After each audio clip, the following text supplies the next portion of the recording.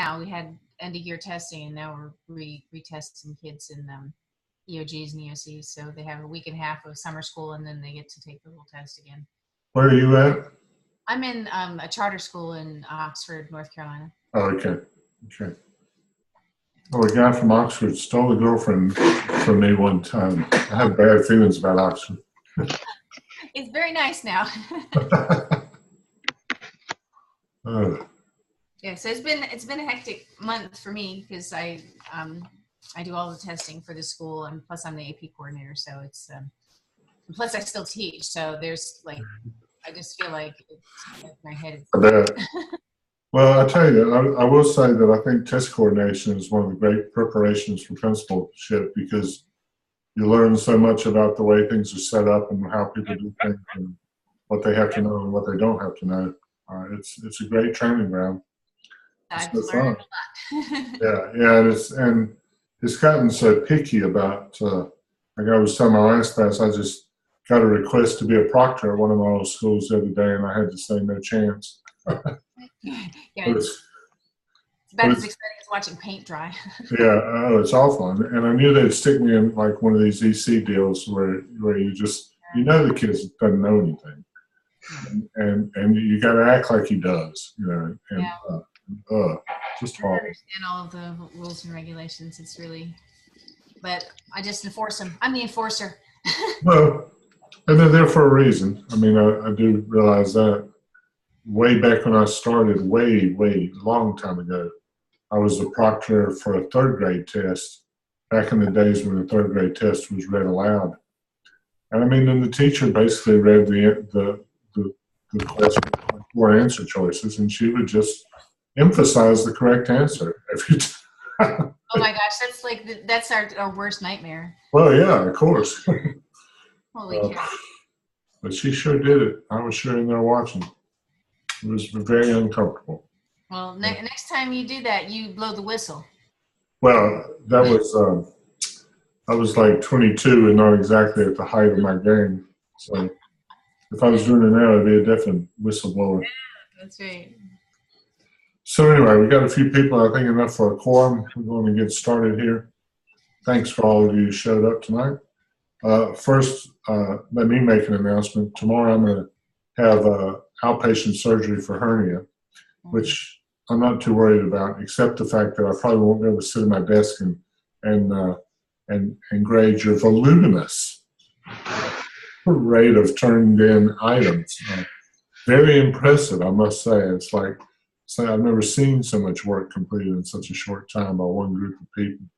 But if I do get behind, just bear with me. I will catch up. Don't worry about that. Anybody else have any other business that needs to go over before we start? I had a quick question. Sure. Was there a special place where we needed to send you all of the old evidence artifacts? No. The only thing I need to know is that you finished the artifacts that are part of this course. And most of you have already finished CAP or will along the way, but I had to ask for them so that I know that you finished everything up to that point. This isn't really important, but it is to me. It makes it easier to grade if everyone has the same number of assignments turned in. Some of you were in different places in CAP than others, but this way I'll be able to keep up with it. Okay? Okay, so we were supposed to give you which ones? Did you need to see? Just CAP 1 through 4, or 1 through whatever it is. Okay. Okay? And you're welcome to put on there, Dr. Stedman's already passed it. I'm gonna use the same reply to send on to your back to the computer. I'm gonna send the same reply one way or the other, which is to send it to him for input. That way I can just give you credit for the course having done it. Okay? Okay. Any other questions or concerns? Everybody getting things done? It looks to me like in massive amounts. So and it's good stuff too. You guys, I was telling Dr. Lamb, did you have Dr. Lamb and Dr. Stedman the whole way? Yeah, You haven't had anybody else? Yes. Wow. Anyway, they trained you good. I will say that. Okay, I wanted to point out tonight two of the tools that are in the Zoom session today. You know, each Zoom session comes with a little package of various things to read, and I promised you I wouldn't read them aloud to you, especially the different parts of NC law. But there were two pieces that I wanted to just touch base on that are in your Zoom session folder this week. Well, actually, you have, Zoom session 3. And one is what makes a good principal, and the other one, what is your leadership style? And I think they're both worth looking at and considering for your own enjoyment and education as you go forward. This first one, what makes a good principal, and you can pull it up if you want to, off of Zoom session. I'm not good enough with Zoom to know how to do it. But the first one's what makes a good principal by a former North Carolina Teacher of the Year, and I thought it was good, probably because I agree with all of it, which doesn't necessarily make it good, but it gives some credence to it. First off, she said, when you walk into a school, you know the school is a family, and think back to your own school. Do you feel that way? Do people care for each other? Is there a feeling of we're in this together when you walk through the halls? Or can you see the dysfunction between teachers groups, teachers and administrators, whatever? Teachers are treated as professionals. And this is especially one and the quote was, he or she lets me teach. So that the principal's not constantly in their back pocket saying, do it this way, do it that way. And I will say that's one that I used a lot to try to curry favor with my staffs, because as you know, I wasn't a teacher coming up, but I had to figure out some way to combat the statement where you never taught school. And this was one of them. I didn't teach school, and I don't have a way that I think is the perfect way that you have to do it. You just have to show me that you can get it done. Lecture, straight rows, whatever works. As long as it works between you and the kids, it's fine by me. So you guys sort of coming up out of different areas, looking for admin jobs. There's a tidbit of possible way to answer those kinds of questions about what about your past when you didn't teach school. Instruction in the school is data driven. I think that would be impossible to avoid these days. More importantly, after that, the principal is student centered.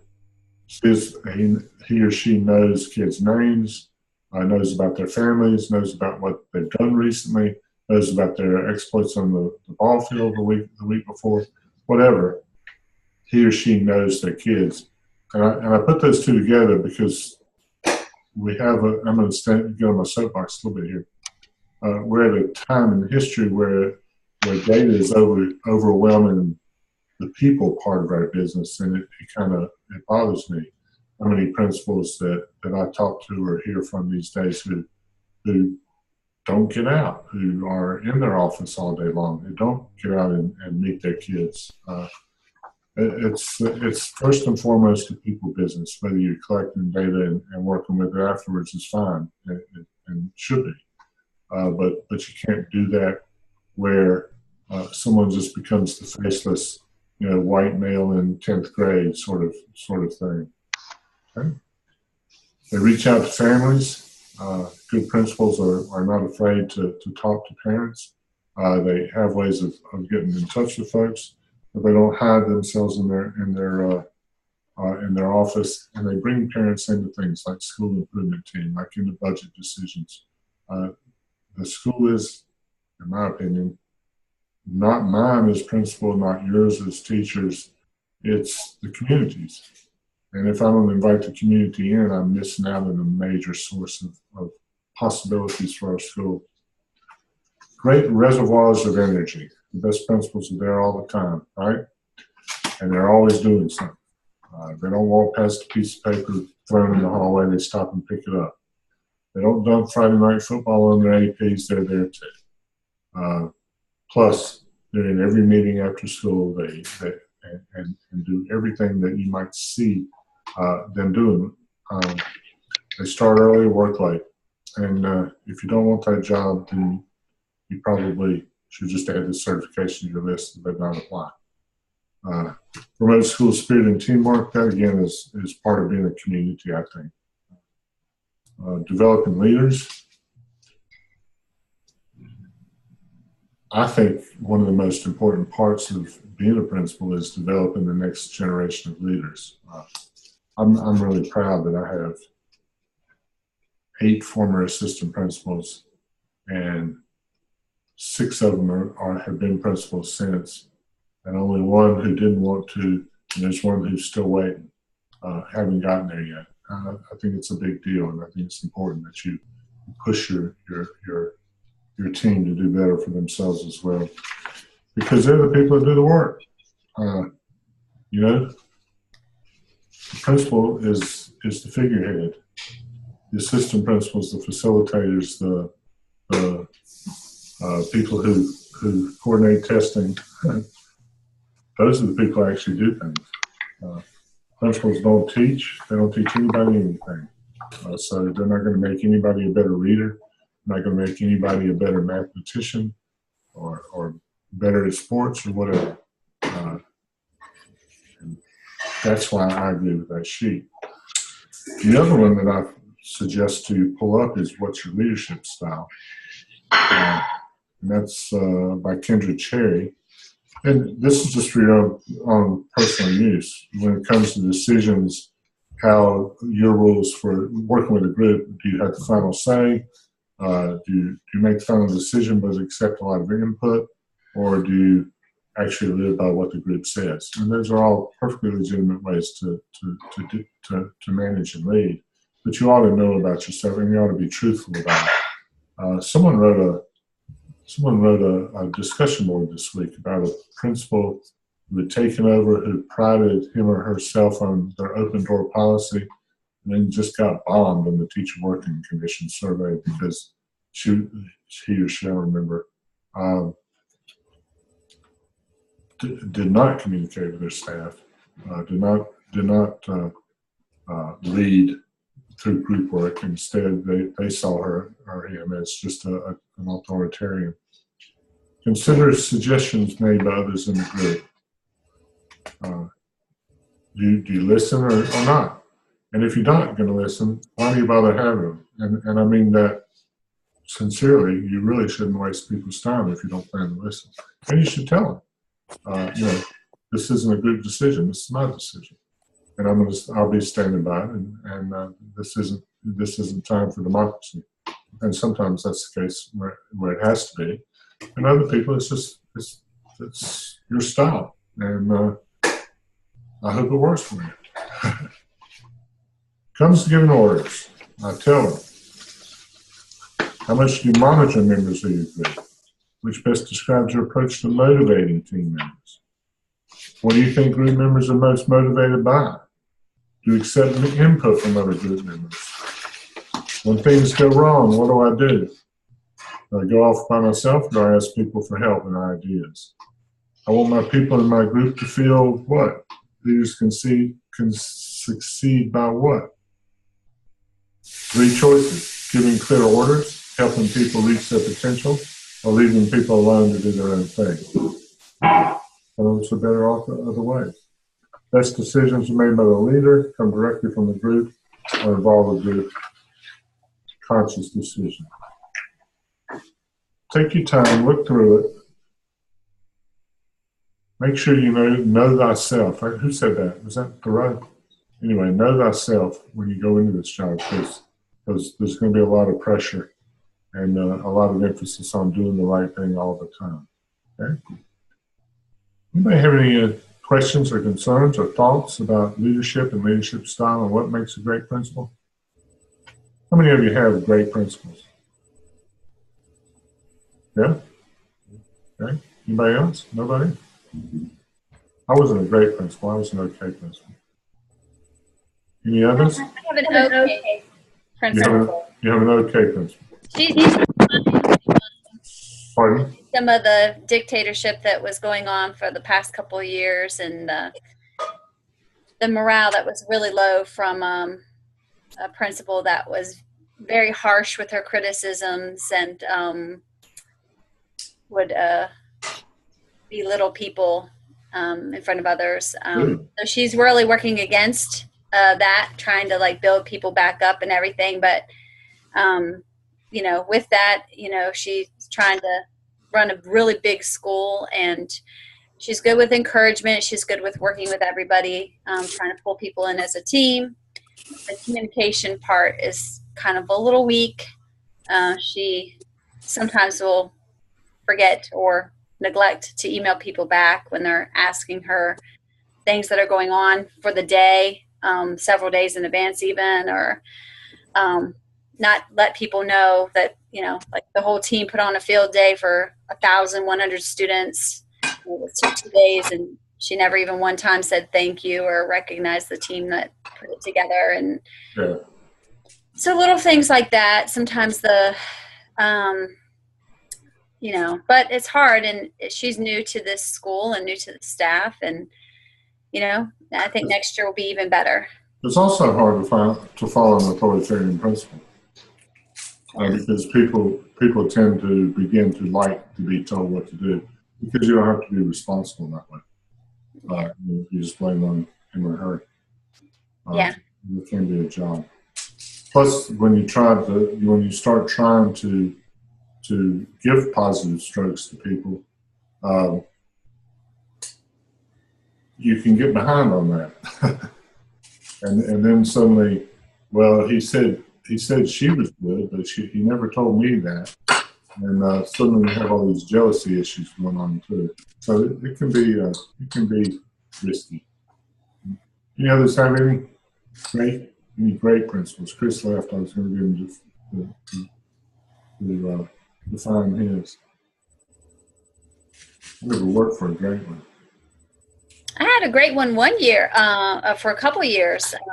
I was teaching 5th grade at elementary school, and he was very willing to listen, but he always said, you know, if it was a suggestion, it needed to be 3 suggestions, and all of them had to benefit the students in some way, and you had to describe how it would benefit the children versus the adults. And he'd be more than willing to listen. And he'd listen, and then he would say, okay, I've heard you, and now I need to process it, and I will let you know. And usually within 24 hours, he'd let you know how he felt and what he thought of the ideas. But he always communicated well, kept up with his staff, did his observations, and actually didn't have to backdate or anything. Oh, wow, really? He came in and observed and had his APs observing, and he saw leadership potential in people and had people, you know, challenge them to go take classes or do different things. There's a move in Charlotte now, and I don't know if it's around the state or not, about push in and push out teachers, where teachers will actually be paid extra for being responsible for the work of a group of teachers, say the 7th grade English department. That it's really showing high possibilities for people who want to show leadership or who have demonstrated leadership. Chris, you had raised your hand and said that you had a great principal. What makes him or her great? They're just in the classroom every day. I was just talking to the principal. I work at a public school and a charter school. And I was just talking to my administrator at the charter school, and she makes it a point to come by and just sit down and observe band class. As busy as she is being the executive director, I see her at least 2 or 3 times a week in my classroom, and she's constantly telling me, good job, great work, the kids love you. And I get the same treatment at the other school, and it's just so welcome because the last experience I had was pretty bad. I was about ready to leave the teaching profession at the last high school I was at. So let me ask you, when you become principal, who do you think you'll learn more from, the good ones or the bad ones? The bad ones. I mean, good principals are great to work for, but you learn what not to do from all the bad experiences you've had. And I've had some bad ones. Yeah, I had some terrible ones too. I hope I was the one for somebody else. Any other comments about principals and what makes a great principal? What do you see as being a great principal? That used to come and visit the classrooms, not to observe the teacher, but to greet the kids. I'd be in the middle of it, and I was teaching 5th grade that year, and I'm not normally a 5th grade teacher. I just happened to have been teaching 5th grade that year. And it was overseas in a private school, but it was still, I learned a lot from that principal as far as how to engage with his community. And he knew all of the kids' names, and, you know, there's several hundred kids in the elementary school, and he knew visit every class and go up and down the rows and pat them on the back and ask them how was their day going. And so I always, that has stuck with me all these years. And I haven't seen another principal do that. But when you said that Christina, when you said you have a principal that visits the classrooms and, you know. It's harder and harder each year because you have more and more reporting to do. Yeah, and it means that you stay after and work into the night to do what you're saying. You use the school day entirely for the people. It's the way it ought to be done. Right. But it is. It's limiting on oneself and one's family. So yes, hard to say. Right, and communication is the other thing that we've lost 7 teachers this year, and so I'm gonna just shut up right now. 7 out of how many? 7 out of 25. Oh, that's pretty bad. Yeah, That's not good. No, it's been an interesting year, and so I've learned a lot because I'm doing all this, and I'm learning a lot about leadership, and I have. So are they mostly new teachers, or are they mostly experienced teachers? Both. Both. Yes, some have chosen to leave, and others have been terminated. Oh. So that, I mean, it's a little bit. Reign of terror. Really, I mean, it's been interesting. 3 have been terminated. 3 since January. 2 in April. The EC department was fired. So. Wow. Just in time for testing? Yep. Yes, sir. So Was it immediate? It was that the day I came to work, I didn't see them. It's one of those, they took their keys and Yep. Oh my goodness. Take them out. So that was a little traumatic for everybody. Must have had calls then, because that's. Yeah, they had cause, but like I really feel like they knew this in advance. They knew that there were certain problems, procedural, and you can't mess around in EC because that costs the school a lot of money. Right. Right. Right. So we could have lawsuits. I mean, there's a lot of reasons why they should be on top of it. And there's the legal ramifications, and there's also the things that ought to be done because it ought to be done, and EC kids need more help. That's right. So, they had been told, they knew, and they did nothing. And then they reached a point where they could no longer do nothing. They had to do something. And it was just really poor timing. But, wow. So wonder what the final outcome will be with the people who remain. well, we've been, it's been shattering. Like I'm doing the best that I can to go behind everybody. And it's like, look, we still have each other. We're going to try the school climate. I mean, that's what I've been working on this semester in the summer term as well. Teacher empowerment, right? It's a teacher empowerment, and so there's 2 administrators at the school, so I'm not really considered an administrator. I have an administrator job. So there's the executive director and the school director, and they're their own little team, and then there's the rest of us. And so is it a guy or a woman? The executive director is a man. Okay, and he's the one who fired everyone. But the school director had a hand in it as well, but it's ultimately the executive director. But he doesn't talk to any of us. Like he doesn't. Oh, okay. Yeah, he's not the great communicator, and so I would and he's not a bad guy. It's just he needs to communicate with his people. The teachers want to see him. The teachers want to see her. They want to have productive conversations and not be shut down or belittled. I mean, that's that's what we're fighting. Is I know better because I have had this experience or something. Yeah. Everybody's got something to bring to the table. You got to listen to people. Mm-hmm. That's my thing. So you do. You really have to listen to people with intention.